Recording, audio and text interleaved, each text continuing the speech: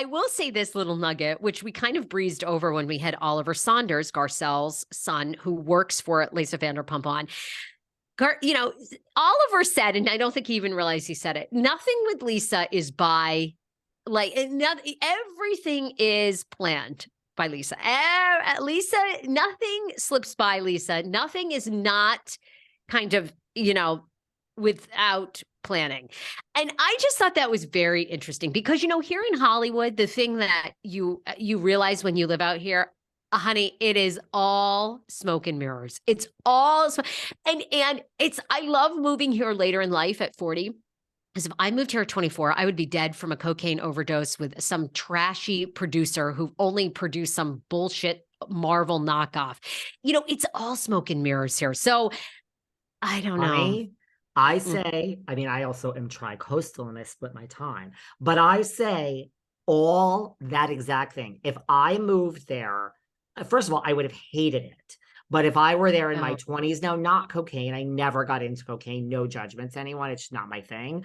But yeah, no, I would have gone down the fame route. I would have been so down the wrong rabbit holes. I agree with you. Thank God I moved to LA part-time later in life. It's totally, I have such a, this is why I love Los Angeles. I also love it because I leave and I'm there for, you know, it's not my permanent home, but I love it. I love it because I can rise. I see it for what it is, and it's fun. It's a playground. But if I really was trying to make it in some avenue, yeah, I mean, the amount that you can be used and abused and manipulated, it's just endless, and everything is smoke and mirrors. I say this all the time. I don't think I could have done it in my 20s. I could not. Oh no, because you believe people. You believe people. You know, you're more naive. You don't get yet how the world works. And in a lot of ways you can change things, but also you can't change a lot of things. And so you have to begin to like live life, you know, the way life, it kind of, you learn how to live life. I think the older you get, like where you can change things and then where sometimes the clog in the wheel is so big, it just is what it is. And I love, and what I do love about LA is you can create anything here. People come here to be somebody else. They come here to be, they come here like Erica Jane, you know? I mean, you can be anything you want to be, but you have to be wise that so many people here who think, you think they have all this shit going on, have nothing going on behind the scenes. And all these, so many people in Los Angeles, they drive around in Rolls Royces and they're all leased because on every corner here, it's like rent a Ferrari for a week, rent a Bentley for a week. You're like, I see. And even I love Drake. Drake said, when he first moved to LA, he did radical manifesting where he leased for like $3,000 or $4,000 a month, like a Rolls Royce, to make it look like he was balling. And he had like no money. That was all his money was going to basically keeping up these shenanigans. And you see it. So you just have to be wise when you live here. No, you do. I mean, you can manifest anything you want here. And I love radical manifesting, but it wasn't real for a whole year, you know, it became real. Maybe, I don't know. Maybe, you know, look, I mean, people agreed with you. I mean, Oliver didn't just say, I mean, but also, you know, that I went into, you know, the manager of Laurel Hardware. It's a great restaurant in West Hollywood.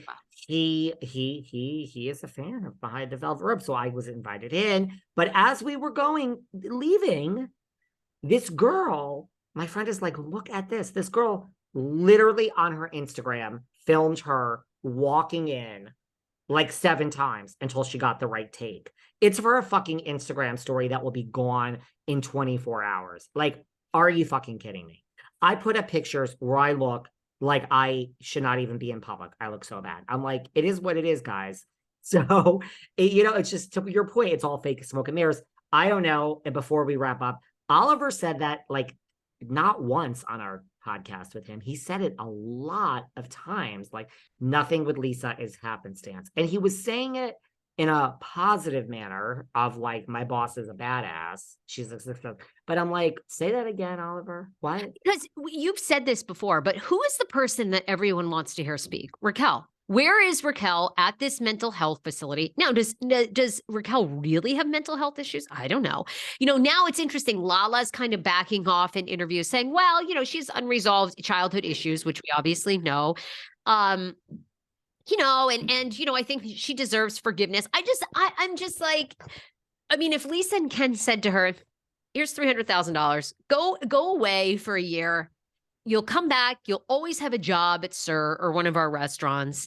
You're going to be on television forever. Yeah, you're going to be really hated, but this is your shot. You're not going to be an actor. You're not going to be Angelina Jolie. So you might as well take this. You'll be set up for life. I mean, would you do it? Yes. I mean, for 50,000 for a year without the podcast? No. I mean, look, can I do my podcast? Real money. Like Ken and Lisa have so much money. I mean, this could be $1 million offer. Yeah. Would I do it? Of course, I would do it. And I would, where do you want me to go? You want me to check into this facility and sleep all day and work on myself and go to free therapy? I mean, and I hate therapy and I hate talking about myself and I hate looking internally, but I'll do it if you pay me. Yeah. Okay. Sarah, I don't know. Guys, you agreed with Sarah last week. Do we still think Scandoval? Do we now, let me rephrase this. Do we now think Scandoval is staged?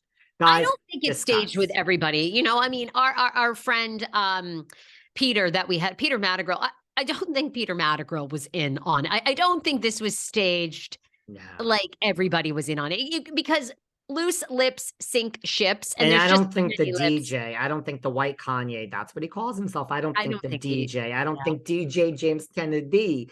I mean, that guy can't keep a secret for like 3 minutes. And his disgust and reaction is priceless that we needed James in the dark. Lisa's like, I'm sorry, darling. I had to keep somebody in the dark. And I know I'm closest to you from the childhood, but it had to be you, darling. Okay, Sarah. Well, look, by the way, people yes, people are reaching out to us. Look, we are offering this opportunity to sponsor our show, Behind the Velvet Rope times Sarah Fraser. We do 2 episodes every single week. Many of you, we're hearing from you guys. You work for brands, you own your own business, you work for national companies and committees. You all need advertising. If you want to reach women from the ages of 25 to 55, we're your audience. LGBTQ+, we're your audience. You want hundreds of thousands of I'm talking nearly 1 million downloads between the two of us every single month. That kind of reach, I'm sorry, a lot of Bravo shows don't even get that. Email thesarahfrasershow@gmail.com. Come and hear yourself, your ad, your business advertised to our thousands of amazing listeners just like yourself. Don't miss this opportunity. We'll send you rates and details. thesarahfrasershow@gmail.com. And you guys are reaching out. And I mean, we are close to book cap. We're going to be reading your ads online. And by the way, just for the record, I have older listeners. I mean, that range, yes, but I have listeners. I'm telling you on YouTube, shout out to, I think her name is Suzanne Robbins. She's in her, I think 76, she tells me. I mean, when do I remember fabulous names? I love them. But we also have a lot of 60s. I've said it before. I want my housewives in the 60s. I want my housewives in the 70s. Ramona Singer's coming back to Legacy. We got to talk about Legacy next time, girl. Okay, we got to go. Ramona's podcast. All right, bye. Oh God, bye.